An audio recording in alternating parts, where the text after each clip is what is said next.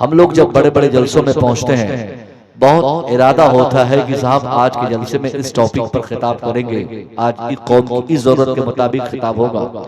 सारी बातें जहन में रहती है। जैसे स्टेज पर पहुंचना होता है, धीरे से कोई आकर कमेटी का शख्स कान में यही कहता है कि हजरत जमा के बोलना है। ये लफ्ज जमा के जो बोलना होता है ना, अपने आप में एक आफत है, इस जमाने के लिहाज से एक मुसीबत है।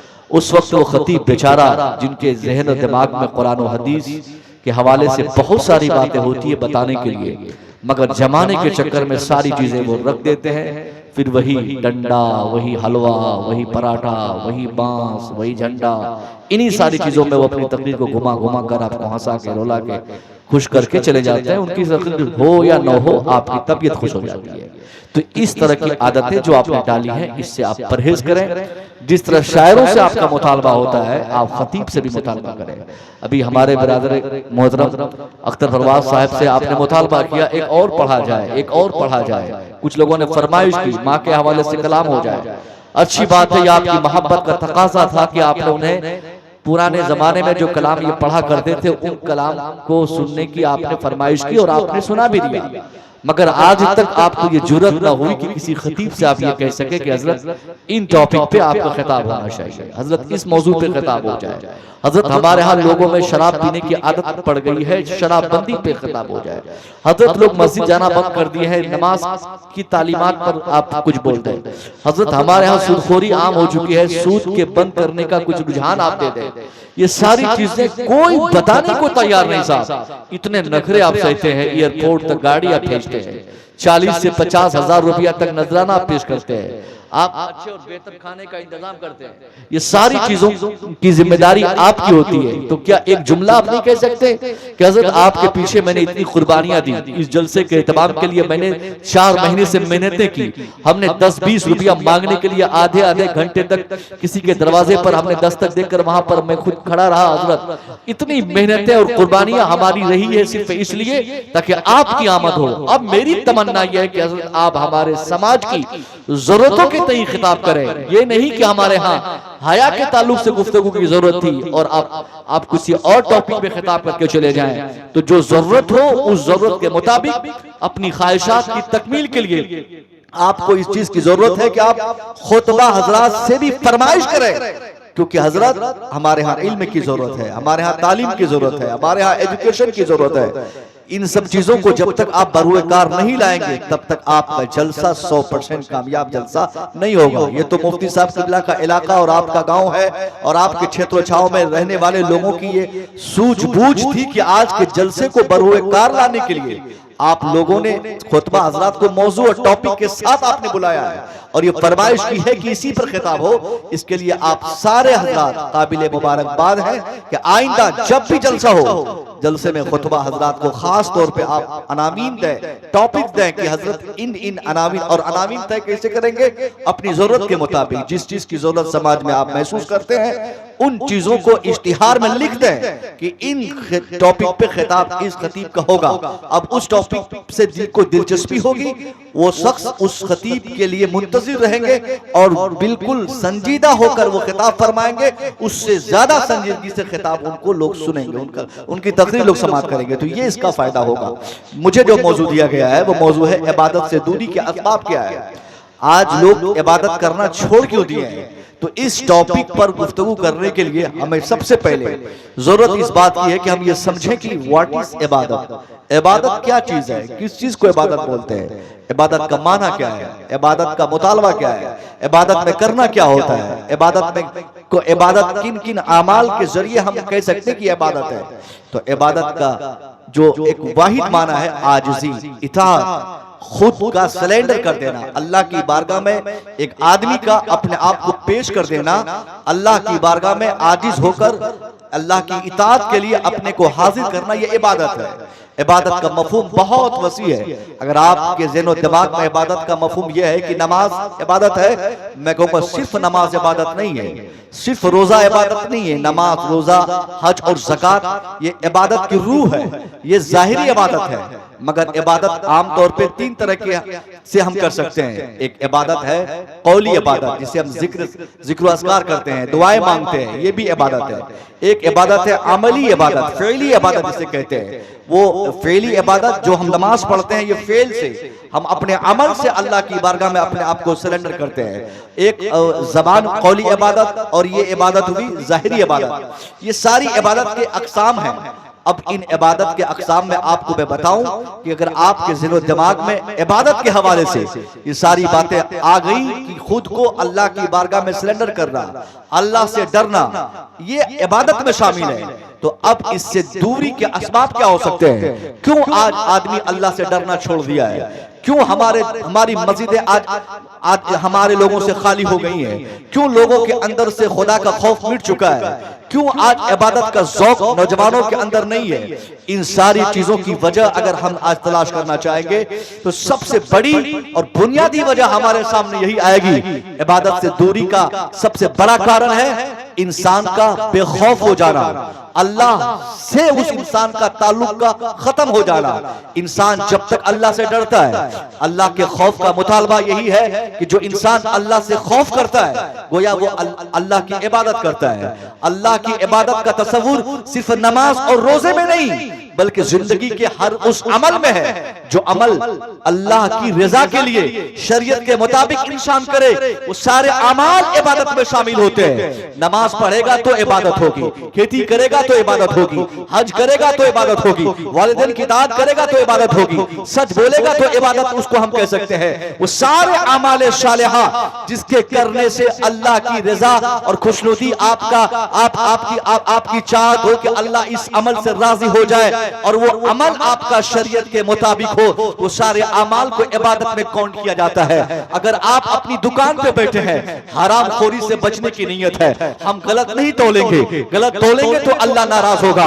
हम झूठ नहीं बोलेंगे, झूठ बोलेंगे तो अल्लाह नाराज होगा। हम गलत नहीं करेंगे, हम जुल्म नहीं करेंगे, जुल्म करेंगे तो अल्लाह नाराज होगा। अगर ये कॉन्सेप्ट अपने दिमाग में रखकर एक आदमी रोजमर्रा की जिंदगी में सुबह से शाम तक, फिर शाम से सुबह तक उसके जितने अमाल होंगे, अगर वो आदमी इस नीयत से चलेगा तो इबादत में शामिल, उसका चलना इबादत में, उसका खाना इबादत में, यहां तक कि अगर वो आदमी अल्लाह से डरने का तसव्वुर 24 घंटा अपने दिल में बिठाकर अगर वो बिस्तर पे गया है सोने के लिए, उसकी आंख बंद होगी, फिर जब तक वो आदमी सोया रहेगा अल्लाह से डरते सोना, सो के डरकर उठना, फिर उठकर सोना, ये तमाम अमाल में अगर वो खौफे खुदाबंदी का मुजाहरा किया, मैं कसम खा के कह सकता हूं उस आदमी का जगना भी इबादत होगा, उस आदमी का सोना भी इबादत होगा, उस आदमी का चलना भी इबादत में शामिल, सारे अमाल इबादत में काउंट किए जाएंगे। इसलिए हमारी जिंदगी में अगर आज हम मुताला करें, आज कोई किरदार हमारा ऐसा नहीं जिस किरदार को देखकर हम कह सकते हैं कि साहब की हम इबादत कर रहे हैं। नमाज, रोजा, हज और ज़कात तो ये बड़ी इबादत है, ये सारी चीजें तो करनी ही है, मगर इन इबादत के साथ साथ जो अमल के एतबार से दूसरे तरीकों से जो इबादत का मुजाहरा हमारी जिंदगी में होनी थी मगर हमने नहीं किया, हमारी जबान गंदी हो गई, हमारा किरदार हमने गंदा किया, हमारे व्यवहार खराब हो गए। पूरे माशरे में आज जो हालात है, इस हालात के तनासुब में हम ये कह सकते हैं कि मुसलमानों ने जो इबादत से दिल और दिमाग को दूर किया है, ये सिर्फ इस वजह से कि सबसे पहले हमारा एतमाद अपने रब से कमजोर हो गया है, हमने अपने रब से डरना छोड़ दिया है, हमारा कनेक्शन हमारे परवरदिगार से कमजोर हो चुका है। इसकी बुनियाद पर आज हमारी जबान 24 घंटा झूठ से हम अपनी जबान को हम झूठ से तर रखते हैं। आज हमारा पूरी जिंदगी भर के किरदार हम अपने सामने रख दें, सुबह से शाम तक वो कौन सा अमल है जिस अमल की बुनियाद पर हम ये कह सकते हैं कि हमारा ये अमल इबादत में शामिल। हम दुकान में बैठे तो झूठ बोले, हम खेती करें तो झूठ बोले, हम साहब मस्जिद भी जाएं तो वहां भी 10 मिनट के लिए हमें बैठना पड़े तो तमाम तरह के खुराफात हमारे दिमाग में आते हैं। जल्दी से नमाज पढ़ के घर जाना है, ये काम करना है, उनसे पैसे लेने हैं, उनको मारना है, उनको पीटना है, उनको ठगना है, उनसे दलाली करनी है। ये इस बात का सबूत है कि आज हम इबादत से दूर हो गए क्योंकि हम अल्लाह से डरना छोड़ दिए। और जो बंदा अल्लाह से डरना छोड़ देता है उस बंदों के लिए तमाम तरह की जिल्लतें, तमाम तरह की रुसवाइयां, हर तरह के घाटे, हर तरह के नुकसानात उस बंदे के लिए न सिर्फ दुनिया में है, बल्कि जब तक दुनिया में वो बंदा जिंदा है यहां भी परेशान रहेगा। और जो इंसान अल्लाह से डरना छोड़ देता है, मौत के बाद की भी सारी परेशानियां उसी के लिए है। इसलिए साहब, इबादत से दूरी की एक बड़ी वजह आपके सामने आई। अगर आपकी दिलचस्पी मस्जिद से नहीं है, अगर आपका दिल इबादत से नहीं लगता, अगर आपका मनोबल अगर आपका मनोबल मस्जिद से नहीं टच होता, तो इसका मतलब है आप अल्लाह से डरना छोड़ दिए हैं। सबसे पहला पैगाम यह है कि आप अल्लाह से डरना सीखिए। अल्लाह से डरने का क्या तस्वुर है? अभी किसी जलसे में खतीब साहब ने मुझे बताया कि हजरत एक साहब, मैं तकरीर कर रहा था और मैंने कहा कि तुम लोग अल्लाह से डरते नहीं, तो दौरान खिताब एक शख्स से खड़े हो गए। उसने कहा, मौलाना साहब, मैं आप लोगों से ज्यादा अल्लाह से डरता हूं। कहा, यह कैसे हो सकता है? कहा, इसलिए ज्यादा डरता हूं। कहा कि अमल करके बताओ, काम करके बताओ, वो कौन सा अमल है जिस अमल की बुनियाद पर मैं जान सकूं कि तुम लोग हम लोगों से ज्यादा अल्लाह से डरते हो। उसने कहा कि आप कितनी बार मस्जिद जाते हैं? मौलाना साहब ने फरमाया कि मैं 5 बार तो नमाज के लिए जाता भी हूं, उसके अलावा भी मस्जिद जाते रहता हूं। कभी 10 बार, कभी 15 बार मस्जिद में रहता ही हूं, मेरा आना जाना ही मस्जिद में होता है। वो साहब खड़े हो गए, कहा कि जनाब, मस्जिद किसका घर है? कहा, ये अल्लाह का घर है। कहा, अल्लाह का घर है, हम अल्लाह से इतना डरते हैं, उसी डर से हम कभी मस्जिद ही नहीं जाते हैं ताकि अल्लाह वहां पे हमें पकड़ लेगा। हमें बहुत डर लगता है, इसलिए हम मस्जिद नहीं जाते हैं। ये कोई जवाब हुआ साहब? अल्लाह से डरने का मतलब यह है कि आदमी उठे तो उनका दिल अल्लाह की तरफ, सोए तो उनका दिमाग अल्लाह की तरफ। 24 घंटा एक नमाज पढ़े तो दूसरी नमाज की फिक्र, दूसरी नमाज पढ़े तो तीसरी नमाज की फिक्र, यानी 5 वक्त की नमाज हो और हर एक नमाज के तसव्वुर से वो आदमी ये सबक सीखे कि मैं फजर पढ़ा हूं, मुझे जोहर पढ़ना है। और फजर और जोहर का दौरानिया जो है, जो वो टाइम पीरियड होता है, इस पीरियड में हमें चोरी नहीं करना है। अगर मैं चोरी करूंगा तो फिर जोहर की नमाज के टाइम पे मैं मस्जिद जाऊंगा, मस्जिद में अल्लाह की बारगाह में मैं अपने आप को पेश करूंगा, वहां मैं नमाज के लिए अपने आप को खड़ा करूंगा। फिर किस मुंह से मैं अपना चेहरा अल्लाह की बारगाह में पेश करूंगा? फिर जोहर के बाद असर के लिए जो टाइम बचेगा, उस पीरियड में वो आदमी झूठ नहीं बोल सकता, वो चोरी नहीं कर सकता। यही तो नमाज का तस्वुर है। इसलिए इस्लाम 5 मर्तबा एटलीस्ट कम से कम मस्जिद में बुलाने की दावत देता है, आने की दावत देता है कि तुम मस्जिद आओ। 5 टाइम मस्जिद आओगे, उस 5 टाइम में मस्जिद में आना तुम्हें यह हमेशा सिखाएगा कि तुम झूठ मत बोलो, तुम दलाली मत करो, तुम बेईमानी मत करो, तुम चोरी मत करो। क्योंकि जो 5 मर्तबा अल्लाह की बारगाह में खुद को सरेंडर करने आएगा, वो आदमी एक नमाज पढ़ेगा, दूसरी नमाज की फिक्र करने के दौरान वो अपने आप को ऑटोमेटिकली ऐसे रास्ते में गामजन कर देगा जिस रास्ते में उनको इस चीज की इजाजत नहीं होगी कि वो आदमी कभी झूठ बोल सके। यहाँ पूरा झूठ का बाजार गर्म हमने कर दिया, दलाली का बाजार गर्म कर दिया। बसा औकात ऐसे भी कहने वाले हमें मिले बहुत जगह कि हजरत ये हाजी साहब है, मगर अब हज करने के 7 साल के बाद इन्होंने पंचायत करना शुरू कर दिया। वहां भी झूठ बोलते, वहां भी ठगी की बातें होती, वहां भी लोगों की दलाली करते, वहां भी उसके साथ उठना बैठना करते। ये नमाज पढ़ते फिर भी झूठ बोलते, ये रोजा रखते फिर भी झूठ बोलते, ये हाजी साहब है फिर भी झूठ बोलते। अब क्या कहिएगा आप? नमाज पढ़ने वाला भी अगर झूठ बोलता, इसका मतलब ये है कि उसने नमाज तो पढ़ी मगर अल्लाह से कंप्लीटली डरना छोड़ दिया। और जो इंसान अल्लाह से डरना छोड़ देगा, ये जमीन उसके लिए तंग हो जाएगी, या आसमान उसके लिए रहमत की बारिशें नहीं बरसाएगा, बल्कि आसमान से उस आदमी के लिए रहमत की बारिश की जगह पर उस इंसान के लिए नहुसत की बारिशें होंगी। इसलिए मेरा पैगाम आपसे यह है, इबादत से दूरी की सबसे बड़ी वजह यही होती है कि आदमी सबसे पहले अपना कनेक्शन अपने रब से तोड़ देता है। आज हमें क्या चाहिए? हमें जमीन की जरूरत नहीं, हमें मकान की जरूरत नहीं, हमें हुकूमत की जरूरत नहीं, हमें कुर्सी नहीं चाहिए, हमें अफराद नहीं चाहिए, हमें अवान अंसार की जमात नहीं चाहिए। आज के हालात ये बता रहे हैं मुसलमानों को जिन चीजों की सबसे ज्यादा जरूरत है वो है एतमाद, वो रब पर भरोसा, रब से उम्मीद।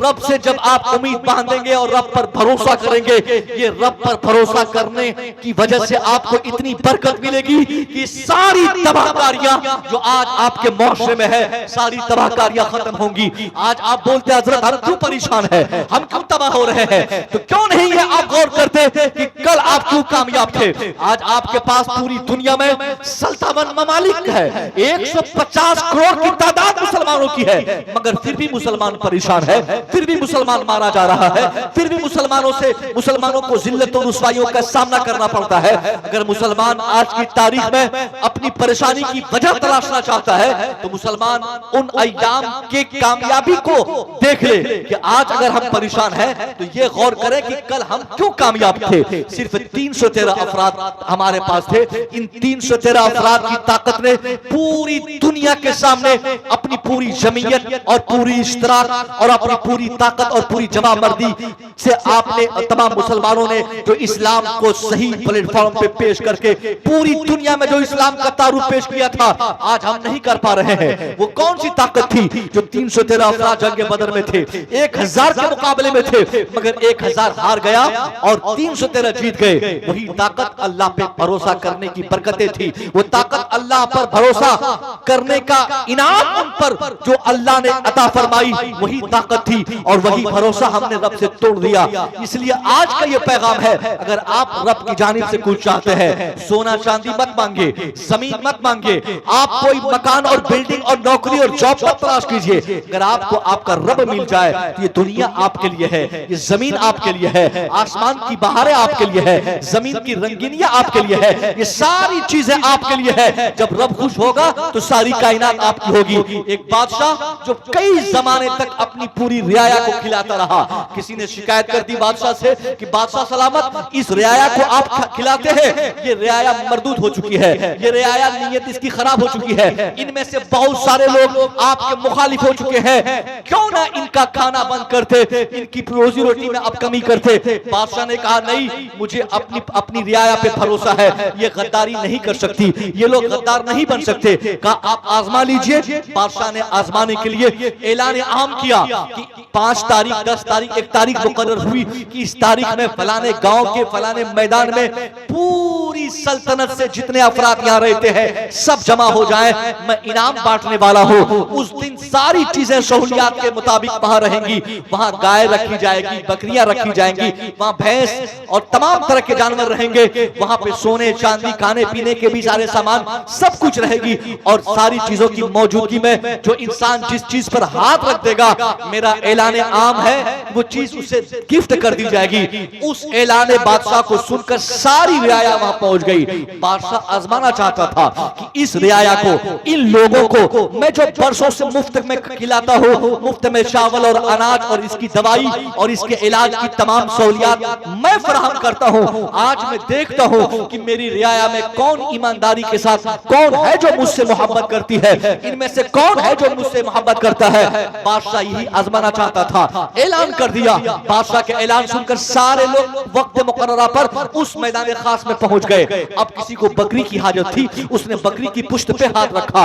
बादशाह का ऐलान था, ऐलान के मुताबिक उस शख्स को बकरी दे दी गई। जिसको गाय की जरूरत थी उसने गाय पे हाथ रखा, उसे गाय दे दी गई। जिसको हाथी चाहिए था उसे हाथी दे दिया गया। सारी जरूरत की चीजें, हर आदमी अपनी अपनी जरूरत के मुताबिक उन चीजों को देखा, उस पर अपना हाथ रखा। बादशाह का ऐलान था, उसको वो चीज गिफ्ट कर दी गई। अब उसी असना एक ऐसा चालाक इंसान वहां मौजूद था जिसने देखा कि तंदुरुस्त फरमा बकरी, 4 बच्चे की माँ ये बकरी वहां मौजूद है। उसको लगा कि ये बकरी मैं अगर ले लूं, अपने घर ले जाऊं, तो इस बकरी से बहुत सारी बकरियां आएंगी, फिर मेरे पास बहुत सारी जरूरतें हो जाएंगी। चुनांचे वो बकरी की पुश्त पर हाथ रखना चाहा, उसके ज़मीर ने उसे झिझोड़ा कि क्यों तू इस बकरी को छूता है, जरा देख यहाँ पर सारी चीजें मौजूद है, इनमें से अगर बकरी से भी ज्यादा कीमती चीज कुछ है तो वो सामान तुम्हें ले ले, ताकि तेरे पास ज्यादा बेनिफिट का सामान मौजूद रहे। उसने अपना इरादा तर्क कर दिया, बोला मुझे अब बकरी नहीं चाहिए, अब मैं यहाँ बकरी के बगल में गाय मौजूद है, मैं क्यों बकरी के चक्कर में पड़ा रहूं, मुझे गाय की जरूरत है। गाय ले लूंगा तो कई बकरियां खरीद सकता हूँ, एक गाय बेच के। वो अपना कदम आगे बढ़ाया,